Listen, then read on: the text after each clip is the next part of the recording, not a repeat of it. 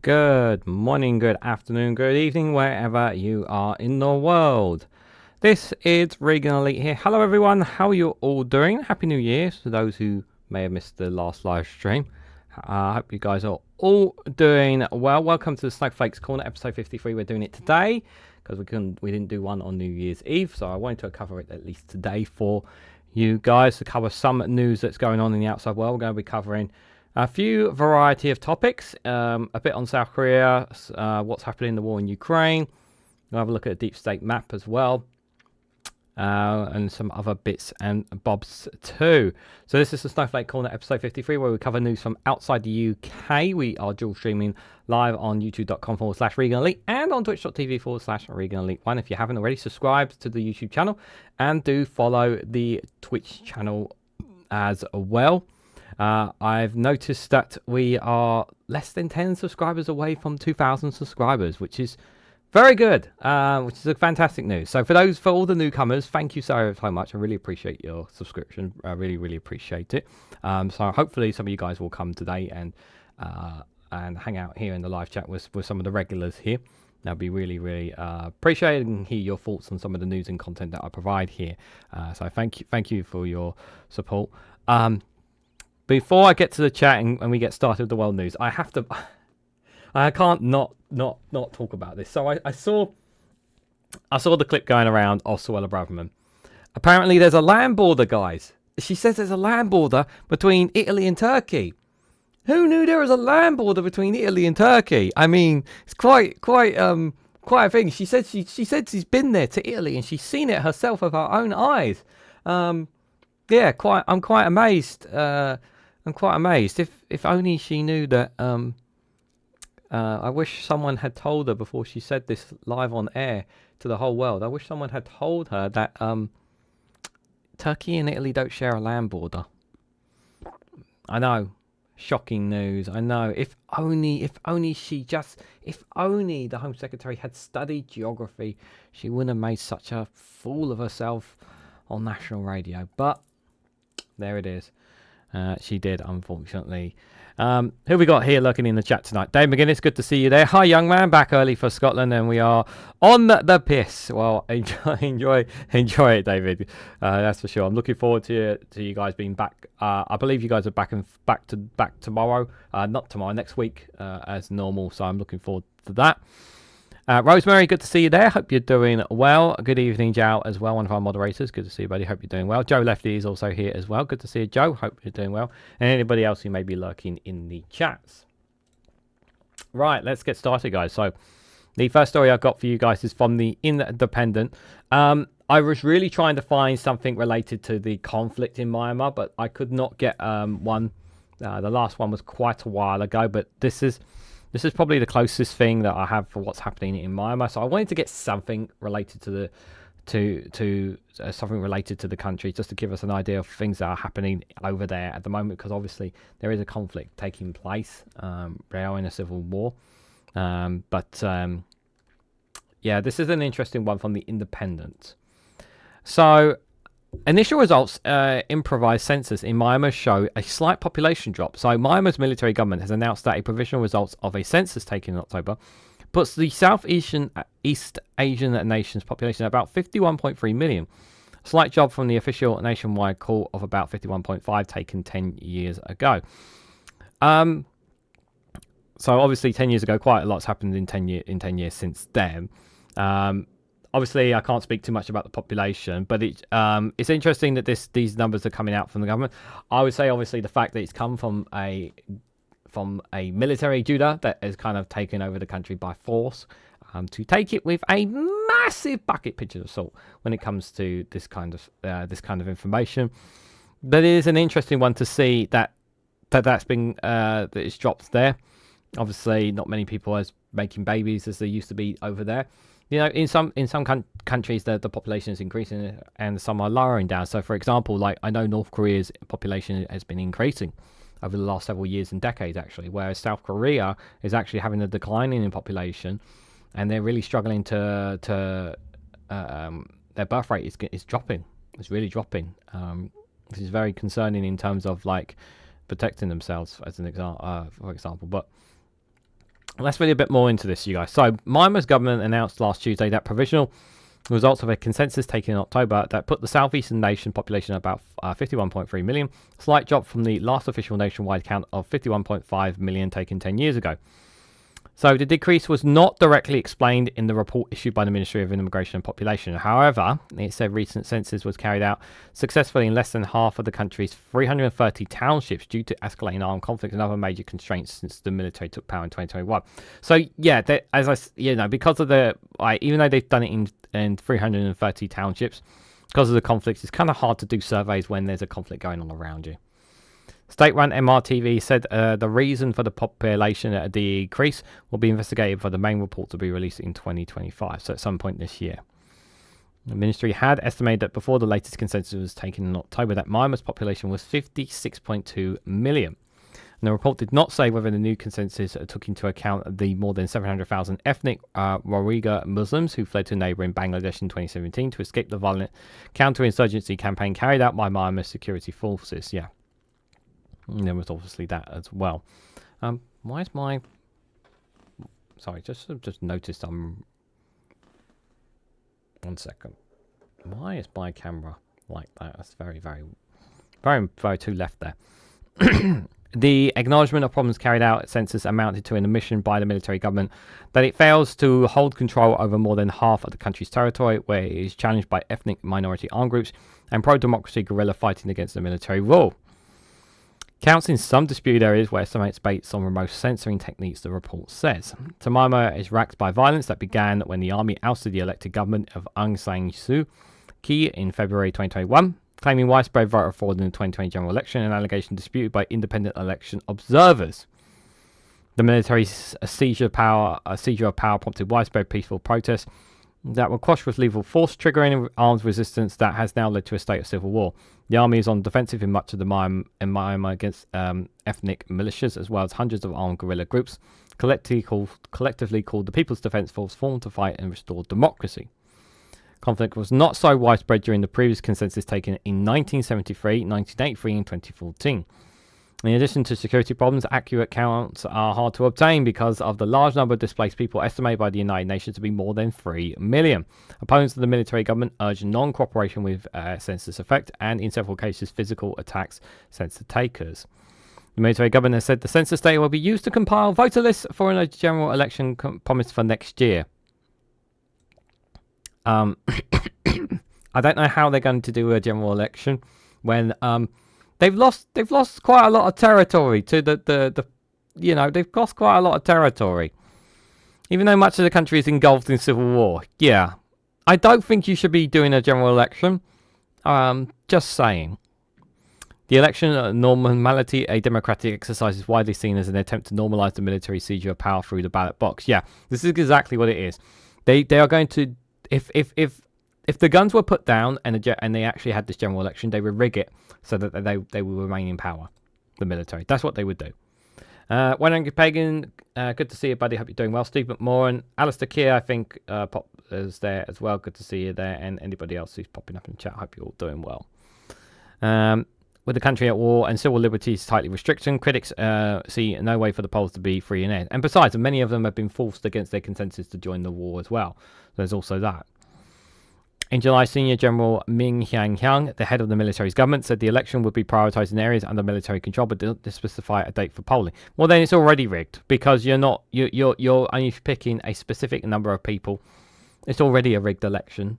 When we know such an election would be, because it will be only under military control, which means that they will be told to vote for a certain way. Tuesday's report, when the consensus gave the population count of 51 million, and it said the consensus could not conduct in 58 townships. It was only partially completed in 127 townships due to security constraints, while it was successfully carried out in 145 of the total 330 townships.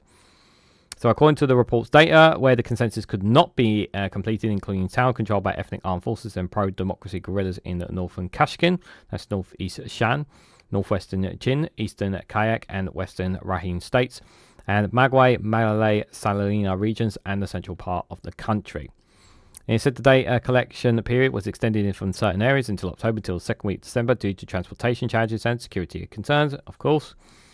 The report declares that this publication reflects the government's commitment to national reconciliation and inclusive social economic developments as part of a broader political and social economic reforms.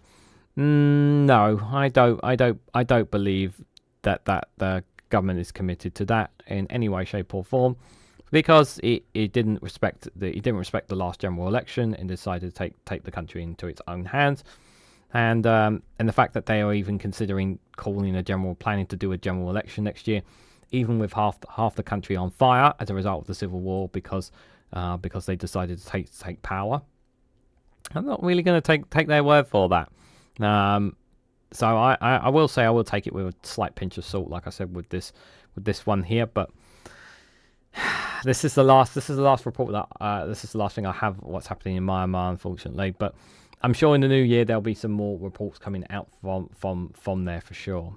But it'll be interesting to see when the dust does settle, like what the numbers, the counts of civilian lives and military lives estimates will be, because I haven't seen any numbers of them, unfortunately.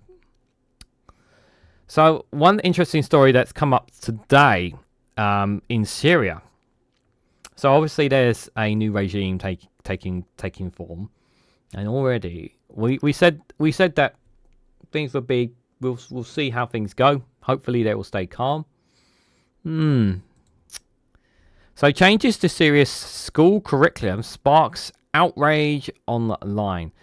So before I comment, I think we should read a bit of context into what they're changing in the curriculum that's causing anger. So Syria's new government is facing backlash after announcing changes to the school's curriculum, including introducing what some critics say is an Islamic saint to teaching. So the changes published in a list of amendments on the Educational Ministry's official Facebook page include changing the phrases of path of goodness to Islamic path, and those who are damned and to have gone astray to Jews and Christians, which pertains to an ultra-conservative interpretation of a verse in Islam's holy book, the Quran. The modifications also redefine the word martyr from someone who died for the homeland to someone who sacrifices themselves for the sake of God. Some chapters were removed entirely, the list shows, including a chapter on the origins and evolution of life. This is not ideal. Yeah. Is this the path towards? Is this a path, chat, towards brainwashing their children to think a certain way? That's what's me thinking right now on this one. I don't like it. Especially something as big as this. Like that's a big. They seem like small changes, but they, and the fact that they could be getting rid of the origins and evolution of life. Not very good, guys. It is not clear yet whether the amendments would have been rolled out, but they would apply to all students from ages 6 to 18. And while some changes renouncing former President Bashar al-Assad's regime were welcome for those reacting online, the religious chapter modification sparked outrage on social media. And the newly appointed minister assumed his role last month after Assad was toppled by rebels led Tani al-Hasham's HTS group and emerged from our former al-Qaeda's affiliate. We know about that. Its leader, Ahmed al-Sharia, said in recent weeks that he sought to distance HTS from al-Qaeda, touting a new government that thrives on tolerance and inclusivity. Before he was ousted, Assad led the Baraa Party, a secular nationalist party that has been in power with Syria since the 1963 coup d'etat. Some social media users question why an interim government is making amendments to the curriculum, while others reject what they perceive as an attempt to erase part of the country's history.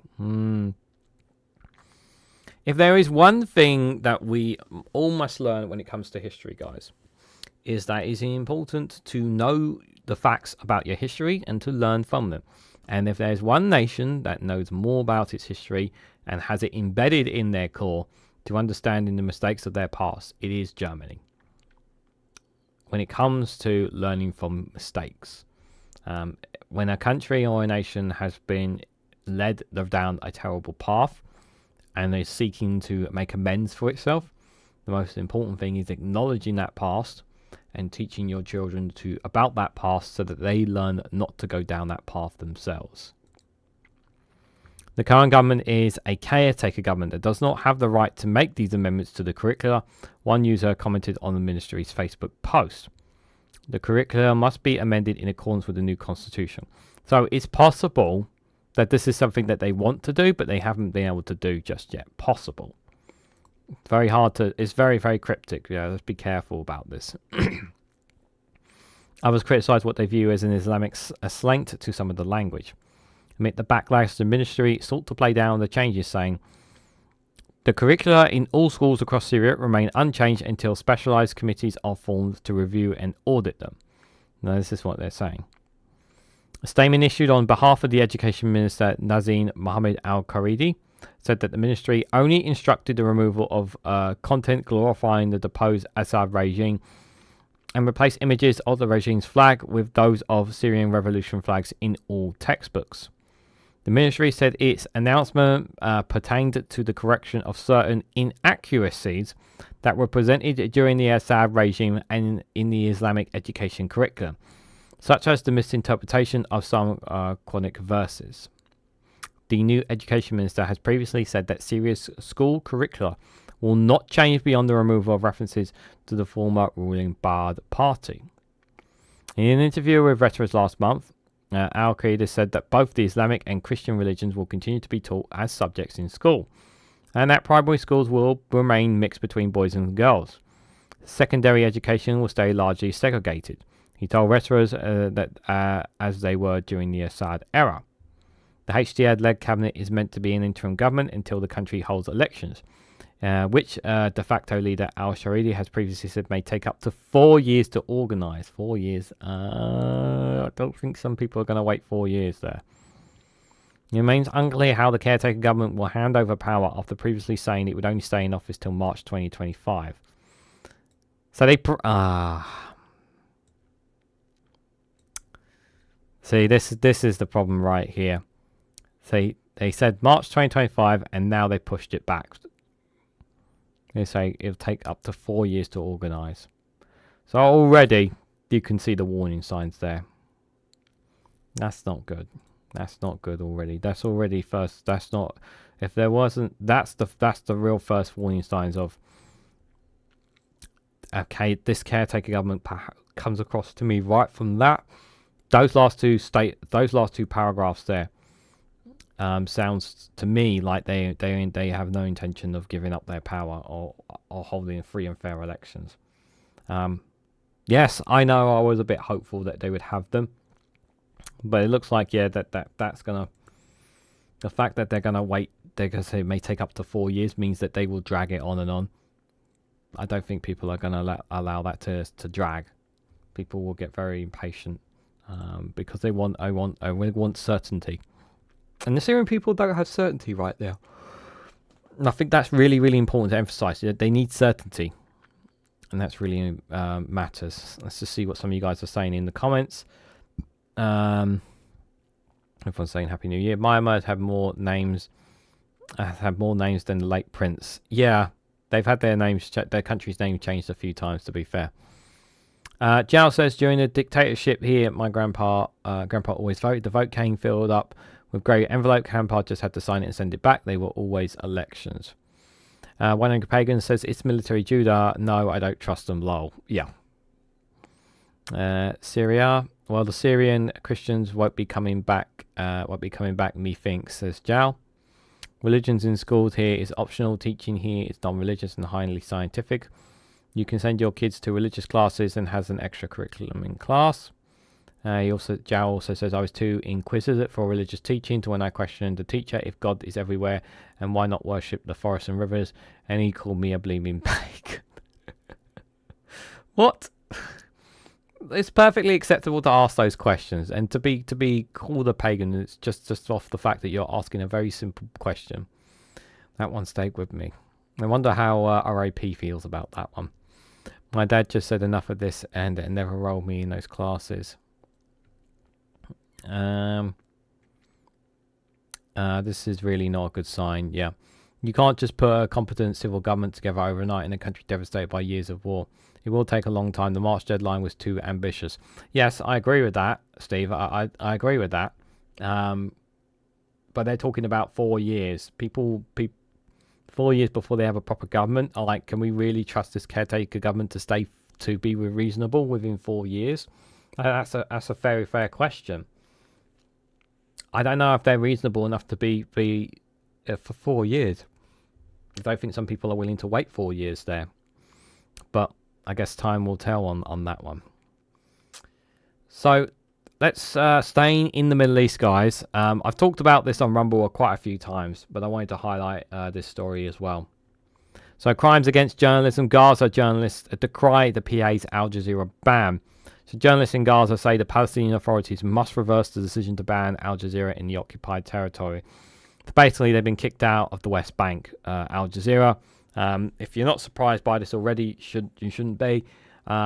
Do I expect them to reverse this decision? No, because they don't like that Al Jazeera are telling the truth of what's happening in Gaza. They don't like what they're doing. They don't like them showcasing what's actually happening in Israel, in the Middle East, in the West Bank, what's been happening in Gaza. That's why their journalists have been targeted more than any other media organization. The Al Jazeera's have been targeted more than anyone on this. And at the end of the day, they can try as much as they want Israel to silence and quell them as much as they want. But if they outright ban, then obviously, it's just going to turn up the heat, I would say, a little bit. But as long as America supports Israel, they can do whatever they want.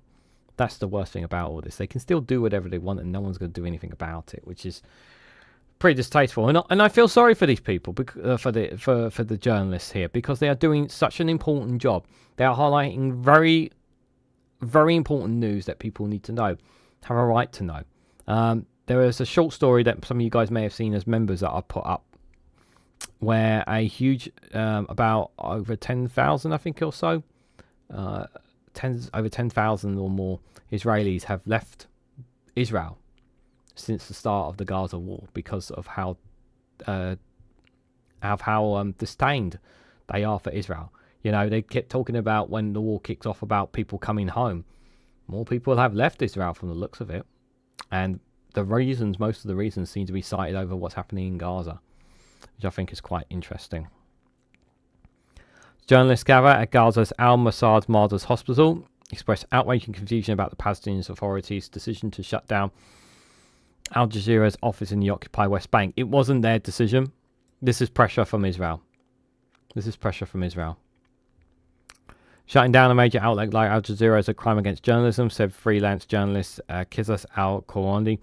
I'm telling you right now, this is Israel threatening them and saying if you don't do this, X, Y, and Z is going to happen. This is not something that they wanted to do, the Palestinian authorities. I'm 90% sure of this. Al Jazeera's coverage has documented Israeli crimes against Palestinians, especially during the ongoing genocide. The 20-year-old journalist told Al Jazeera at the hospital that the most reliable internet connection in the strip to file stories from. On Wednesday, the PA's temporarily suspended Al Jazeera in the occupied West Bank for what they describe as broadcasting inciting materials and reports that were deceiving and stirring strife in the country. That's because they're telling the truth and you can't handle the truth. That's the reason. The decision came after Fayed, the Palestinian faction which dominates the PA, banned Al Jazeera from reporting from the governors of Jen, Tubadas and Al-Qaeda in the occupied West Bank, citing its coverage of clashes between Palestinian security forces and Palestinian armed groups in the area. Al Jazeera criticised the PA ban, saying the move is in line with the Israeli occupation actions against its staff. Since the beginning of the war, about 150 journalists have been working from the journalists at Al-Asad's Martyrs Hospital for 20 local, international and Arab media outlets. Journalists, including those from Al Jazeera, have been forced to work from hospitals after their headquarters and media offices were destroyed. So they've been using the hospital as to try and keep going. Al-Asad's TV correspondent Mohammed Iska said from the hospital that the PA's ban contradicts international law and guarantees journalistic freedom and could further endanger journalists. The PA's decision obstructs the truth and undermines the Palestinian narrative, especially a leading network like Al Jazeera, Iska said, adding that the ban reinforces Israel's narrative that justifies the targeting of Palestinian journalists. Again, I really do not think that this is PA's decision. I really do think they are under pressure by Israel to do this. I really think that this is not completely their doing. All media workers in Gaza reject this decision that has silenced the largest Arab and global outlets during critical times in years. Wafga Haraji, sorry if I mispronounced the name, an independent journalist working for TRT, and Sajid said the ban made her both sad and disappointed. I don't blame her. And at a time when Israel is deliberately targeting and killing journalists in Gaza, with our Jazeera colleagues at the forefront with no international or institutional protections, the PA moves in from the West Bank comes to worsen the situation, Hajid said as she and her team walk into hospital to interview the wounded. Israel has killed at least 217 journalists and media workers in Gaza since the beginning of its war on Gaza on October the 7th, 2023. 4 of them were Al Jazeera journalists. I'm not going to name the names because I don't want to butcher any more names if I can help it. Though frustrated, Hajjad told Al Jazeera that she is hopeful the PA will drop its ban as soon as possible. I trust Al Jazeera will persist despite all sanctions, and it has for years. Yusuf Hassana, a photojournalist with 22 years of experience, also criticised the shutting of Al Jazeera, along with other media outlets targeted by such bans. This is a violation against all of us Palestinian journalists, he said, adding that Al Jazeera is an essential platform covering Israel's war on Gaza. Now more than ever, we Palestinian journalists need international support and protections, not limitations or restrictions, Hassana had said. Ishmael, a spokesperson for the government's media bureau in Gaza, said the Palestinian Authority had committed 2 serious mistakes over the past few weeks.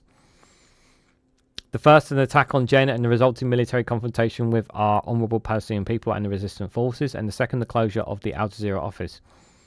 He said, adding that the move represents a serious violation of freedom of the press. Antowanas said both instances require the PA to conduct a comprehensive review of policy and position in line with supreme national interests and respect the rights of our Palestinian people and their basic freedom. As for the journalist Gaza al-Asigar's Martyrs Hospital, they were united in their call to end the ban. We as journalists are completely against it, and I hope that action will be taken to stop this decision immediately, said the freelance journalist Al-Kawandi, adding that the ban hurts more than just journalists. Our Palestinian people are the biggest losers. It's true. But I really do think that this decision here by the Palestinian authorities, I really do think this is Israel playing its power here and saying if you don't do this, X, Y, and Z is going to happen. I really think there is a sort of blackmail here. I generally do not think that this is something that they wanted to do, and I think they've been blackmailed or put into a position where they have to. What's my source? I don't have one. This is just a gut feeling that I have on why the PA have done this. I really think that's the case. I know it's not right. These journalists who have been working at the hospital have to do their work at the hospital because they're trying to keep doing what they're doing, and it's only getting harder for them, and it's extremely frustrating for them. It's really, really frustrating. It really makes me wonder how long this will go on for. Evolution will either make more aggressive, make them more aggressive at this point, or just end, and something else will take its place as the historical precedents, says one angry pagan. Yeah, it will do. That's for sure.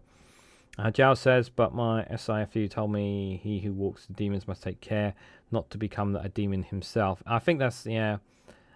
He also says, well, at least they will have plenty to talk about in hell. Hipsters must be laughing at this. Ask off. Yeah.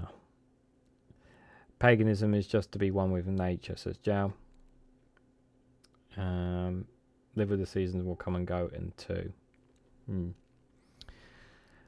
Okay, guys, going to take a little funny video just to break the ice a little bit. Like I said, I've got a couple of stories still to cover, and I'll be covering the war in Ukraine. I hope you guys enjoyed this video. Apparently, I've missed, normally I've quite a lot of Foil and Arms videos from their YouTube channel. I don't know how I missed this one, so I know you Scots in the chat, I know you guys are going to like this one. This is a I listened to it earlier and I was laughing, so I hope you guys enjoyed this one here from them. It's called Scottish Man on a Quiz Show. So this should definitely go well. Question 1. The retina and the optic nerve form part of which human organ? Shall I repeat the question? Correct, the eye. Question 2. Name the gaming console launched by Nintendo in 2006. Oh, it's a Wii. Correct. Pentagon and hexagon are shapes with 5 and 6 sides, but what is the prefix of an 8-sided shape? Okay. Correct. Octagon. Can you name the process by which a beaver cuts through timber? No. Correct. Can you name a type of equine vocalization? Nay. Correct. Which 1950s TV series centered around a heroic dog starred American actress June Lockhart? Which Lassie? Correct. Lassie. DVDs are divided into 2 major formats worldwide, NTSC and what? Ah, come on, pal. Correct. NTSC and PAL. Name Barbie's boyfriend. Oh, I ken that one. Correct. Action. Which Welsh singer famously recorded Total Eclipse of the Heart? Oh, it's that Bonnie lass. Correct. Bonnie Tyler. What is the name for an adult female chicken often kept for its eggs? I don't know. Can I phone a friend? Certainly, we're phoning Fern. Hello? Right, hen. Correct.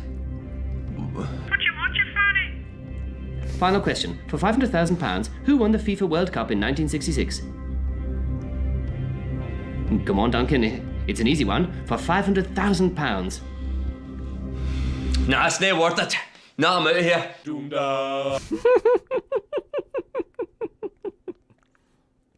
God damn it! You could have won $500,000. He could have won $500,000, but he just couldn't do it, guys. He just couldn't go that far. It was just a bit too much. I just couldn't go that far, guys. Go on, you can say it. No, I can't say it. I can't say it. Oh, it's a really good one. Nice one there. Guys, just before I carry on, if you haven't already, please hit the like button. We'd greatly appreciate it. If you are watching on Twitch, do hit the follow button. It'd be greatly appreciated. Share this across social media so others not fly this live stream. If you haven't subscribed already to the YouTube channel or followed, do consider subscribing. Help me get to 2,000 subscribers on the YouTube channel. Be greatly appreciated. And if you can financially support me in any way, shape, or form, feel free to do so. There is still time if anybody's interested. If anyone wants an additional live stream this week, I can host one tomorrow if possible. But that is required if we can get the super chat target done in the YouTube channel that we have here on the live chat. If we can hit that today, if possible, then we'll do an additional live stream tomorrow. But if not, that's fine. I will try again next week. Just also as an added bonus, just a reminder, I have recorded Regan's News Round, which is a premiere video covering 7 different stories from 7 different media outlets. That will be dropping on Saturday for you guys as well. Do check out some of the links in the description down below as well. Feel free to check out the Discord community, which is free to join.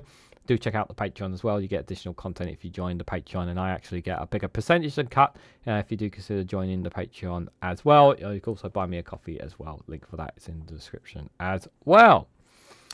So thank you guys for all that jazz. Let's go to the next story, guys. This is coming from America. So the man who died in a Tesla Cybertruck explosion was an active US Army soldier, officials said. So there's obviously been, not this, but obviously there was the other horrible attack that took place in Orleans as well, where the open gunman opened fire on people, and sadly many lives were lost on that day. Absolutely heartfelt tragedy. And I was listening to Professor Tim Wilson's response to it, and I thought, not Professor, Graham Hughes. I thought his morning brew, even though I wasn't there live, I watched it later on today, and a lot of things that he was saying about it really resonated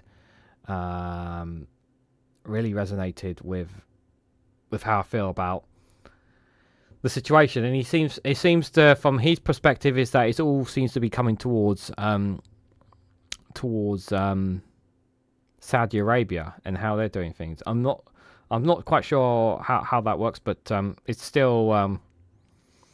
I don't think it is particularly them, but it is just such a shame that I feel like violence is going to get worse before things get better, considering the new president that's going to be coming in, unfortunately.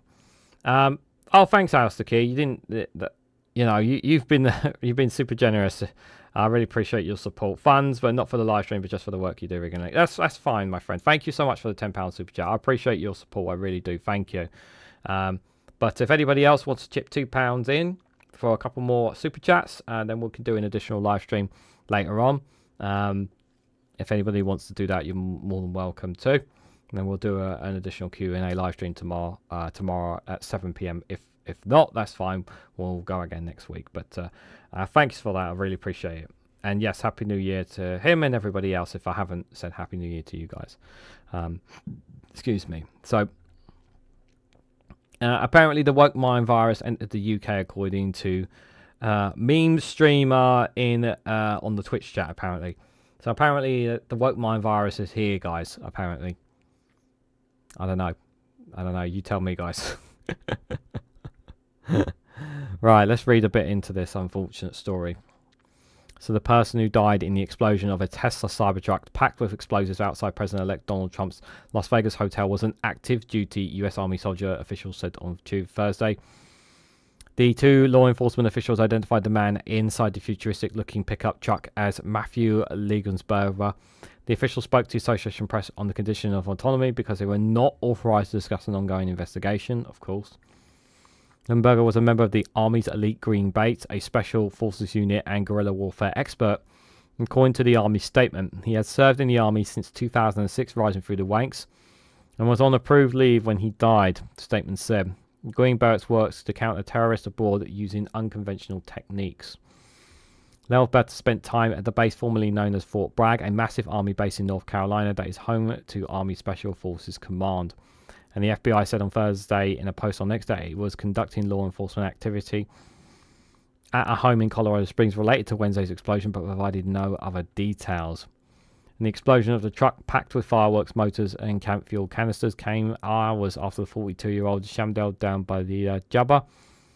If I mispronounced the name, I apologize. Rammed a truck into a crowd in New Orleans farmed French Quarter early on New Year's Day, killing at least 15 people before being shot to death by police. That crash is still being investigated as a terrorist attack, and police believe the driver was not acting alone. Jabba, a US Army veteran, also spent time at Fort Bragg. It's now called Fort Liberty, but one official said so far that there is no overlap of their assignment there. And the investigation so far has not shown the incident in Las Vegas and New Orleans are related. And authorities don't think that the men knew each other, the two law enforcement officials have said. And several people suffered minor injuries when the Tesla truck exploded. Tesla CEO Elon Musk said on Wednesday afternoon that X, as we have now confirmed that the explosion was caused by very large fireworks and or a bomb carried in the bed of the rented Cybertruck that is unrelated to the vehicle itself. All vehicle telemetry was positive at the time of explosion, Musk wrote. Authorities know who rented the truck with the Toro app in Colorado Police Department, Sheriff Kenneth McConnell had said on Wednesday. So there is obviously going to be, there will be further arrests coming down the line from this. So this is apparently, there doesn't appear to be a connection between the two instances. But certainly, when you look at it, you do wonder the timing of them is a bit interesting as well. Why a Tesla truck? I'm thinking, why a Tesla Cybertruck as well? Like an outside Trump Towers. Was this to send a message of some sorts? No, we know that there have been people who have tried to take out Donald Trump. We know that there have been people who have tried to do that. And was this just this was an attempt to some kind of threat maybe as well? You know, more than ever they need to be careful. they need this. The Secret Service need to be more careful. The FBI need to be closely on top of things more than ever if they want to keep Donald Trump alive, because he will be a targeted man. He will be a targeted man by some Americans, and I know some people will. No, I know nobody will be shedding any tears if Donald Trump, God forbid, does get assassinated. But it's obviously not the right thing to do, guys. I'm just going to read what some of you guys are saying in the chat on this. It's been a fault with battery at first. They said it was linked to New Orleans attack. I'm sorry, but I still find this vaguely funny. The Tesla thing, I mean, not the New Orleans thing. Teslas are not popular here. Useless pizzas are junk, in my opinion, says Jow. It's still vaguely funny. It seems he had an Islamic flag, state flag, with him.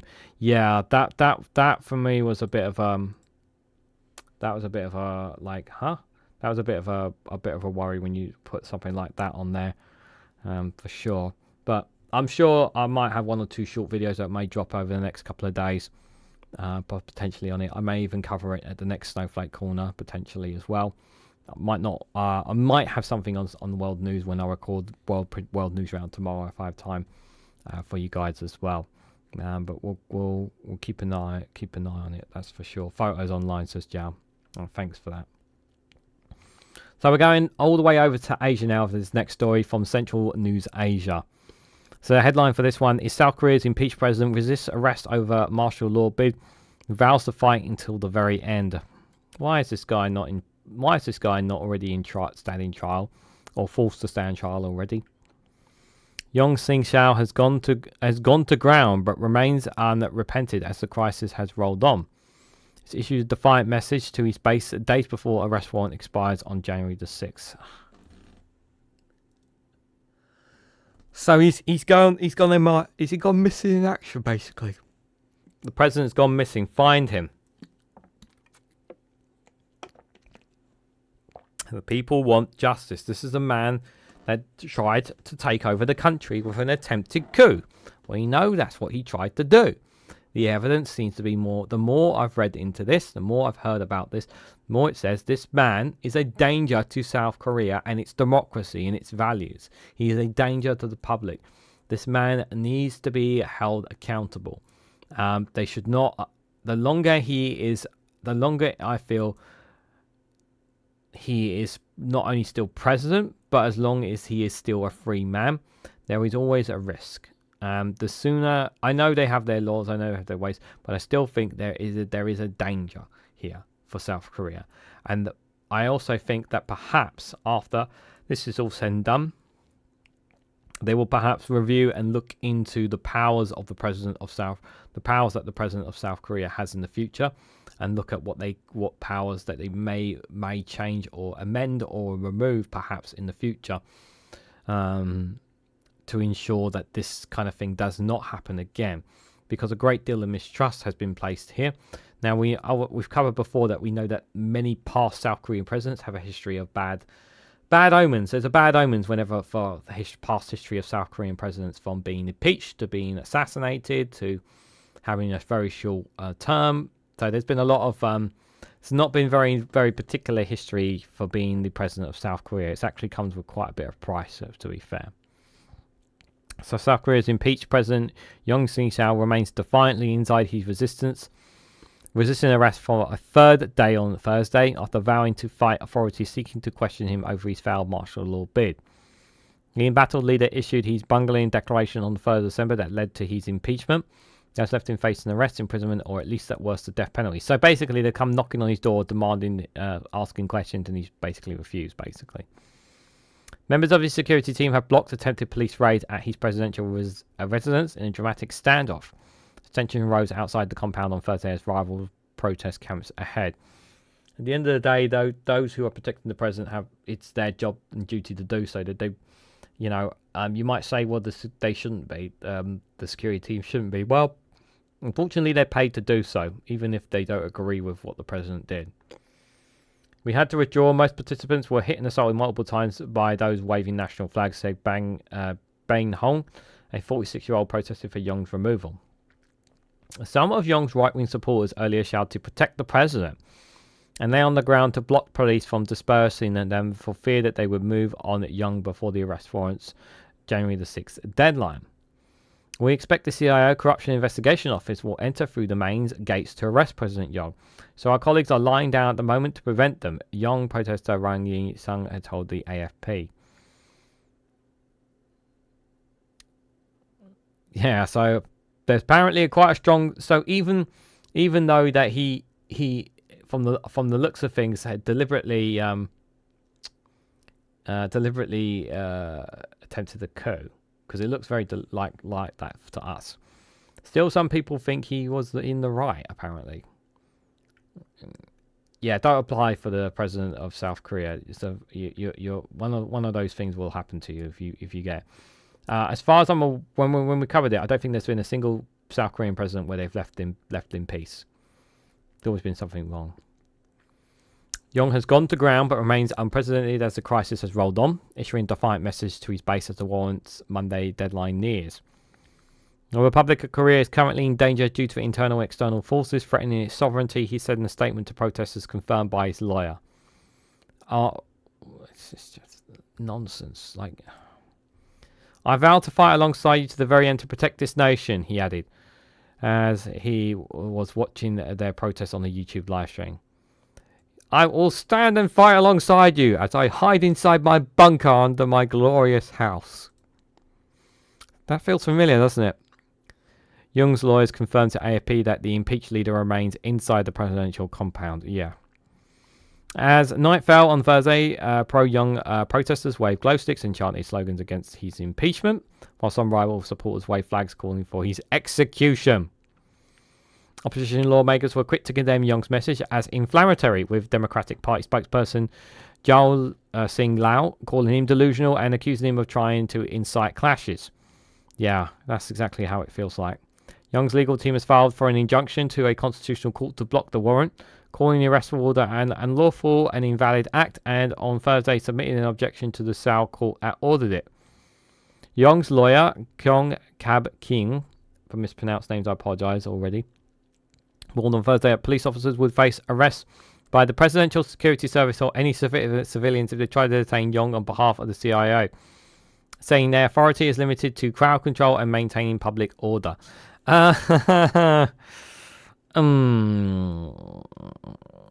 is a standoff that something's going to have to give here. CIO Chief Ong Dong-won warned that anyone trying to block authorities from arresting Young could themselves face prosecution. Along with the summons, a Seoul court issued an arrest warrant for his official residence and other locations, a CIO official told AFP. The Presidential Security Service official stance has been to treat the warrants with due process. They have cited 2 articles in South Korea's Criminal Procedure Act that prohibit seizure from locations where official secrets are stored, without the consent of the person in charge. It remains unclear how many guards are stationed with Young, but they have blocked searches for his office and residence. The Seoul court has issued a warning permitting investigators to search the presidential residence, creating an exemption to these laws. South Korean officials have previously failed to execute arrest warrants for lawmakers in 2000 and 2004 due to party members and supporters blocking police for the 7-day period for the warrant was valid. The martial law order, which Yong Sing-sao said was aimed at eliminating anti-state elements, only lasted a few hours. Armed troops stormed the National Assembly building, scaled fences, smashing windows and landing by helicopter, but the president was quickly forced to make a U-turn after lawmakers rushed to Parliament to vote it down. He was then stripped of his presidential duties by Parliament and now faces the criminal charges of insurrection. Yonason refused to summarise for questions 3 times and has doubled down on claims that the opposition was in league with South Korea's communist enemies. Supporters have raced to Seoul to support him in the wake of their refusal, spewing viral at police and waving anti-impeachment placards. Oh no, stop the steal. Damn it. A constitutional court will rule whether to uphold Young's impeachment and will hold its second hearing on Friday.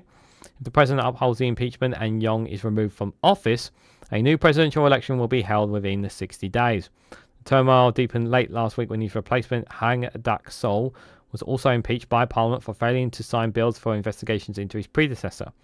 The Finance Minister, Chung Sang-mok, has been installed as an acting president and pledged to do all he can to end the political upheaval. He has since decided to appoint 2 new judges to the Constitutional Court, a key demand of the opposition, but was criticised by Song Lee-sao's staff as overstepping his powers. Chow took office on Friday and found himself immediately thrust into handling a disaster after a Jet-2 airplane crashed on Sunday, claiming 179 lives. That's absolutely terrible.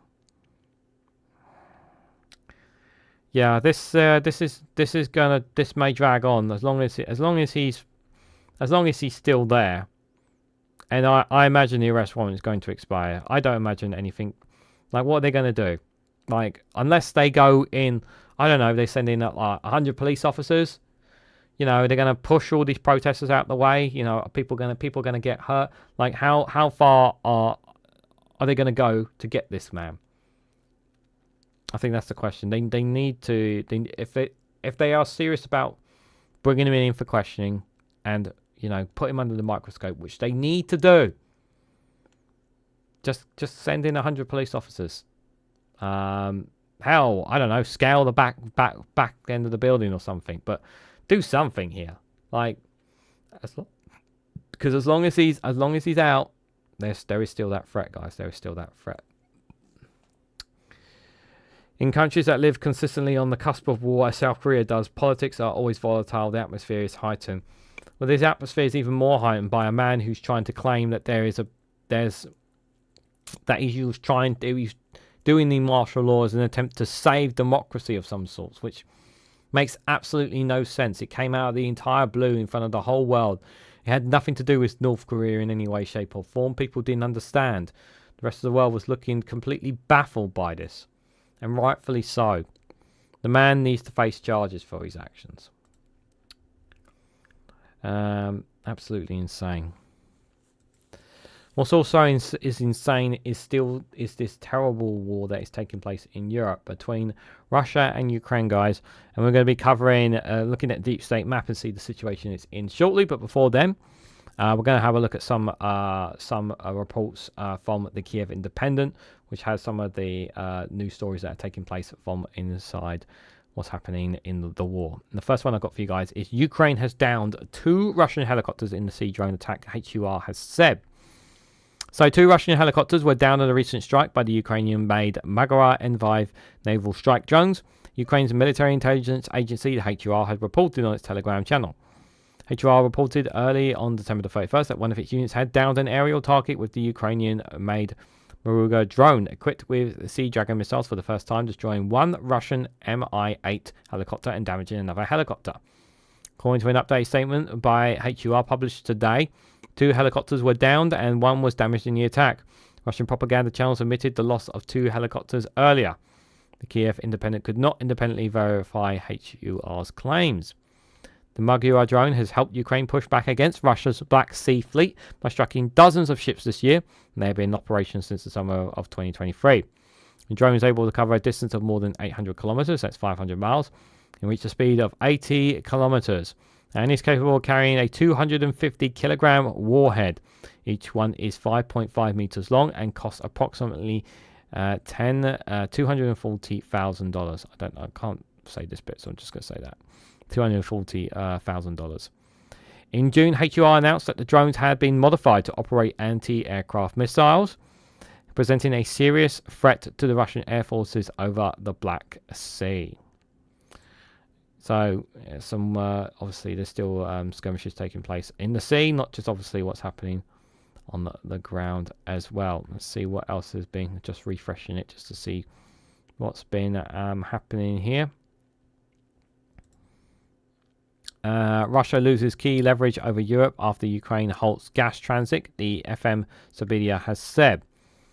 So Foreign Minister Andriy has said today that halting the transit of Russian gas through Ukraine has stripped the Kremlin of one of its remaining tools to pressure European nations.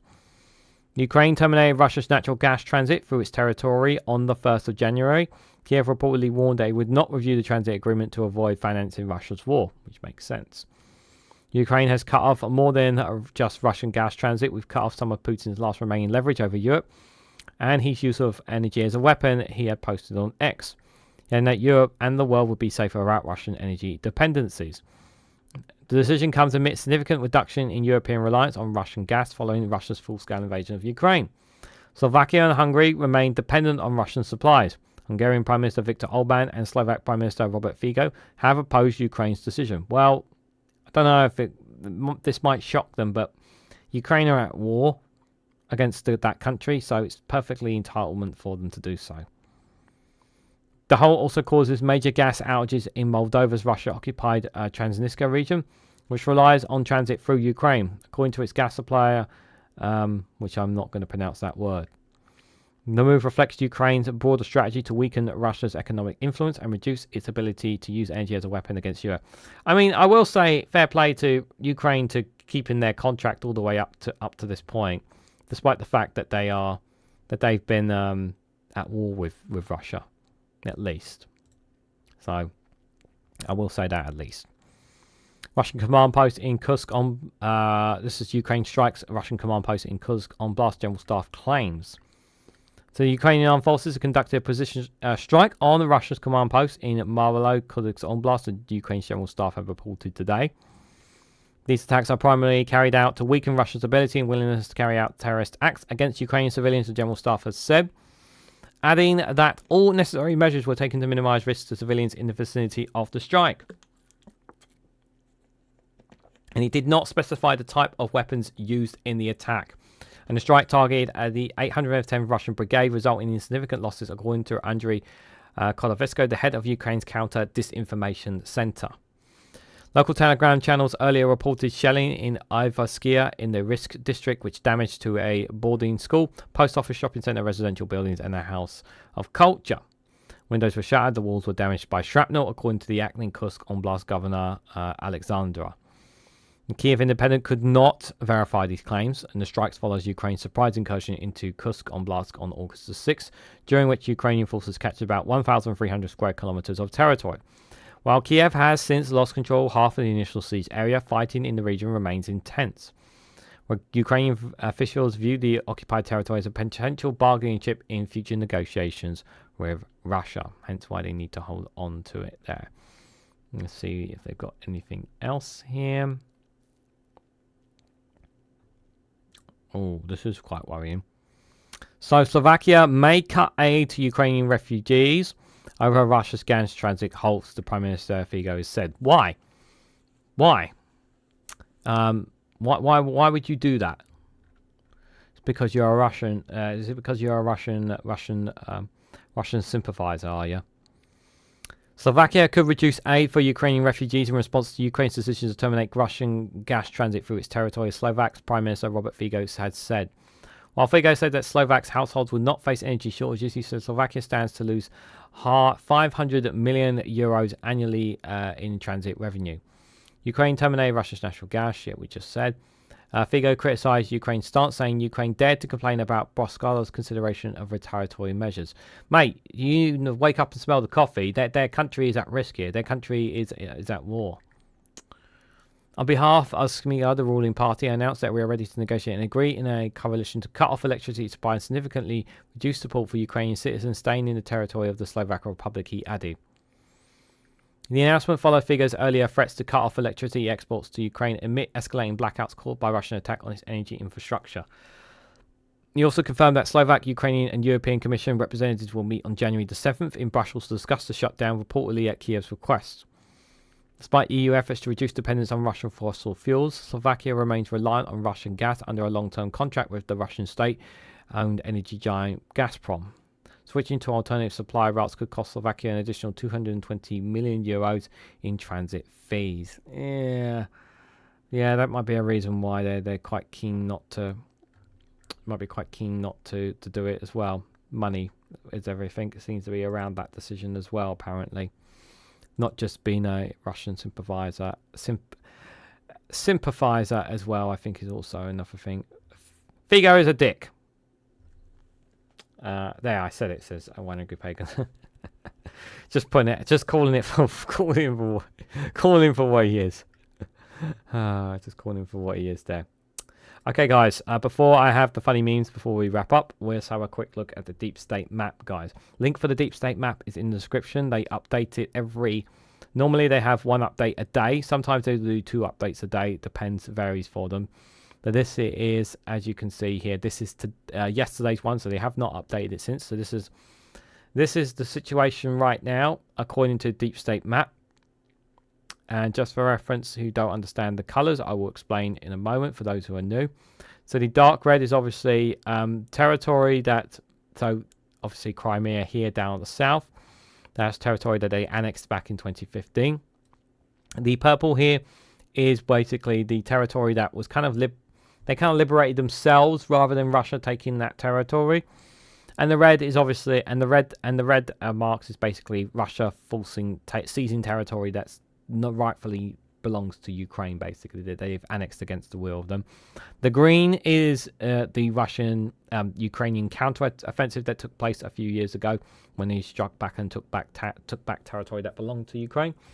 They took back a lot of territory, but and have been holding on to it since. And then this up here, this blue territory here is inside Russian territory that Ukraine have seized here. And we'll have a look at that first. So they still have, if you zoom in, all things considered, they still have quite a fair bit of the region there. So I'm going to pull it back a couple of days just to see how it's been doing. This was yesterday, 30th December, 29th, 28th, 27th, 26th, 25th, Christmas Eve. Not been too much change here at all. So it looks like they've held the territory pretty solid here. So far, while there is engagement obviously still taking place, nothing really too much has changed there. So let's have a look here in Cuspis here. Now this is one part of territory that Russia have made some gains over the last year in 2024, but not as much as other places. But let's have a look and see what if they've made many ground gains here. It's been much harder for them for this part because Ukraine have been pretty strong here. Yeah, I've gone back like 7, 8, 9, 10 days now, and yeah, nothing's moved on this front at all. So Ukraine have pretty much held this pretty solid here. No real movement here. But it is, as most of you guys who are here expect, it is here where most of the land grab has been. I'm just going to pause it there. Right, so this is obviously yesterday. If we go back a couple of days, you can slowly see there that this is, if I just go back, I'm going to go back as far as this is the 19th here. So even on the 19th still, every single day they're pushing. Took a fair bit on Christmas Day as well. 27th, 28th, 29th, 30th, 31st, and on the 1st here.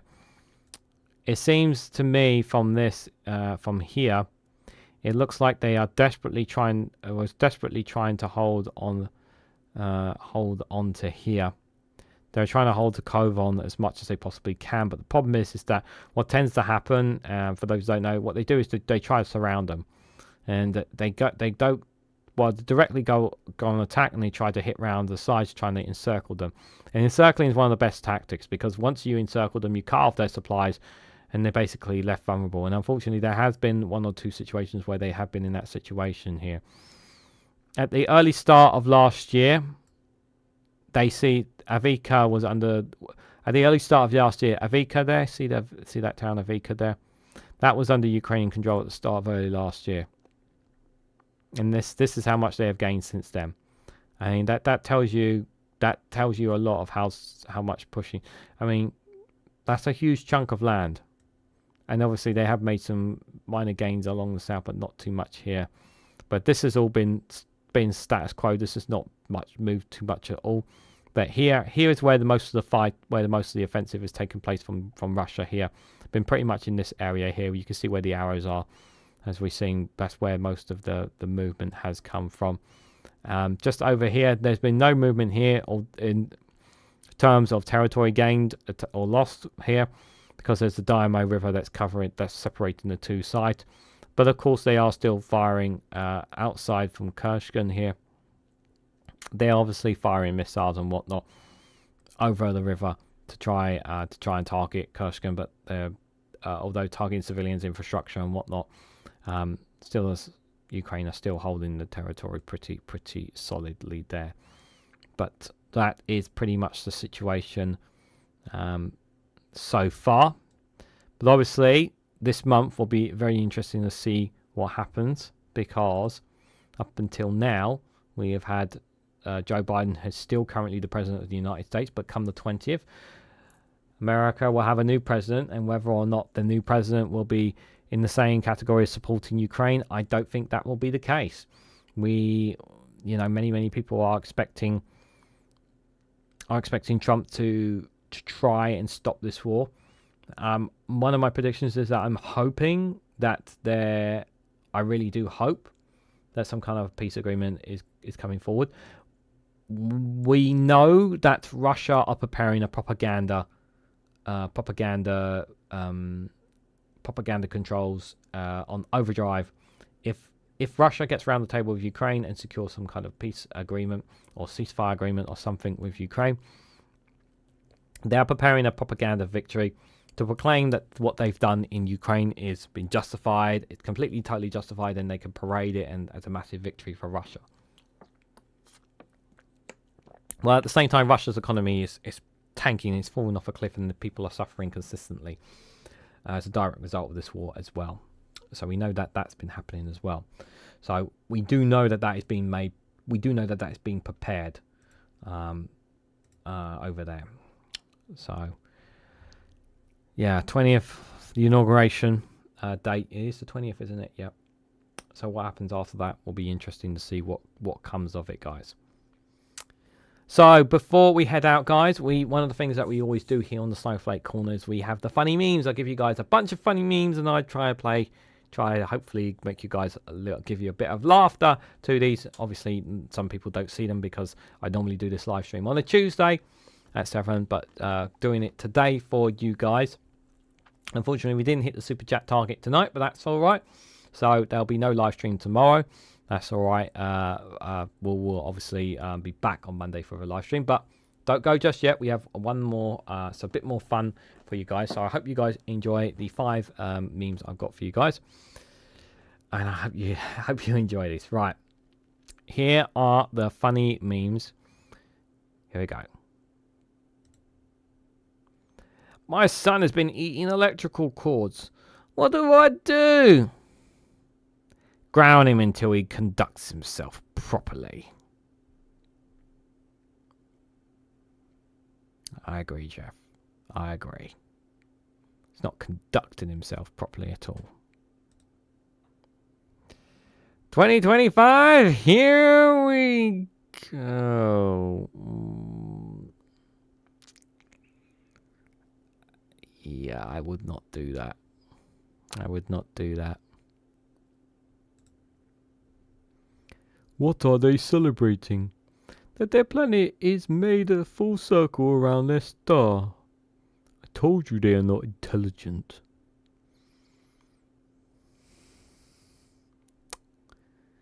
Aliens talking to each other in probably down at Area 51. Instead of all this negative posting, here is a picture of some topless chicks in short skirts.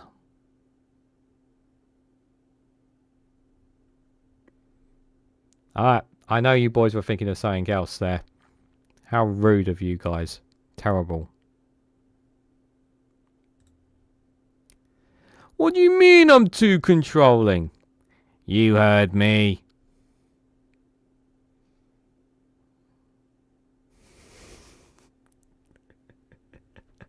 You heard me.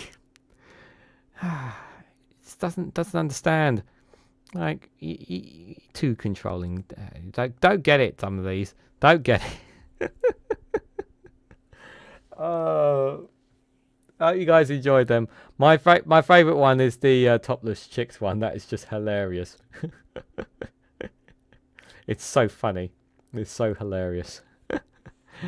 So guys, let me know what you guys thought of some of the stories that we covered tonight. Covered a variety of stories there about Myanmar's population drop, Syria's school curriculum looks like it may be changing, crime against journalism in Gaza for Gaza journalists under the Palestinian authorities, the Tesla Cybertruck explosion incident as well, the crisis in South Korea's over its president as well. And we also looked at several different topics from the Kiev Independent as well. Let me know what you guys thought of all these stories and more down in the comment section below. Hope you guys enjoy whatever your plans are tomorrow and the weekend. A reminder, there will be Regan's News Round dropping this Saturday. It will be dropping at 8 p.m. And if I get time tomorrow, which I should do, I will record a World's News Round for you guys, the first one of this year. That will drop on Sunday at 8 p.m. as well. So I might do it at 7 p.m. I might do it at 7 p.m. because I know that All Shorts has been live streaming again back on Sundays, and I've got a feeling he's probably going to live stream again. So I might put that on at 7 p.m. possibly. Just for safekeepings, just so you guys can catch All Shorts as well as the premiere video. But thank you guys all for coming along. Thank you, Alistair Keir, for the £10 super chat earlier. I really appreciate your support, my friend. Thank you very much for that indeed. But I will be back proper with a live stream on Monday. And of course, there will be a Speaking My Mind episode on Saturday and a good news story on Sunday as well. But next week should be back to completely normal. I will have content for Rumble next week, I promise. I will have content for Patreon, I promise, next week.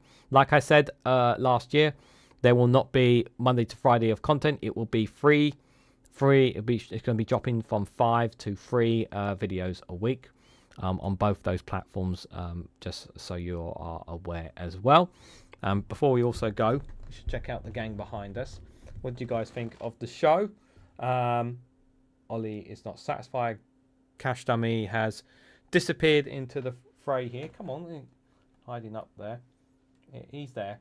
Cash Dummy is there. He's just barely there. Hello. So he's just barely there as well.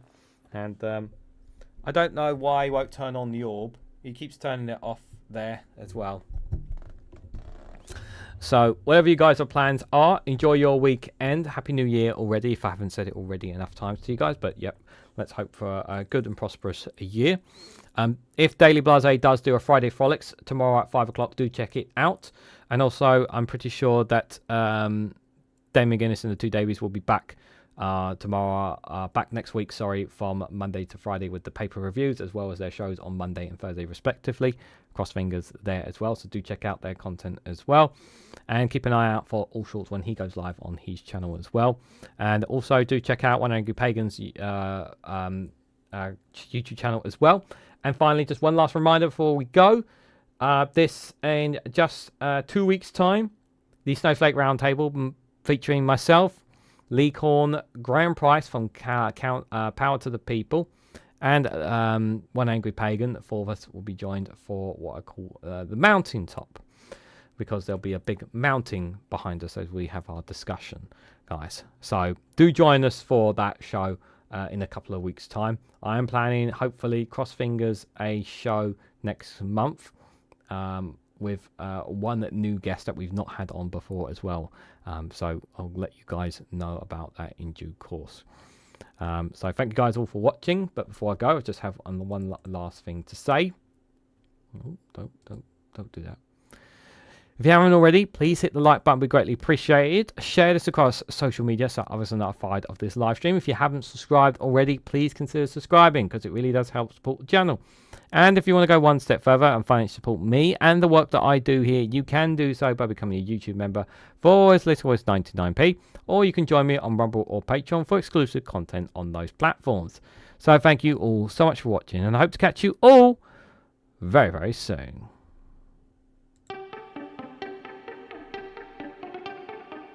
Oops, sorry, I was meant to fade there.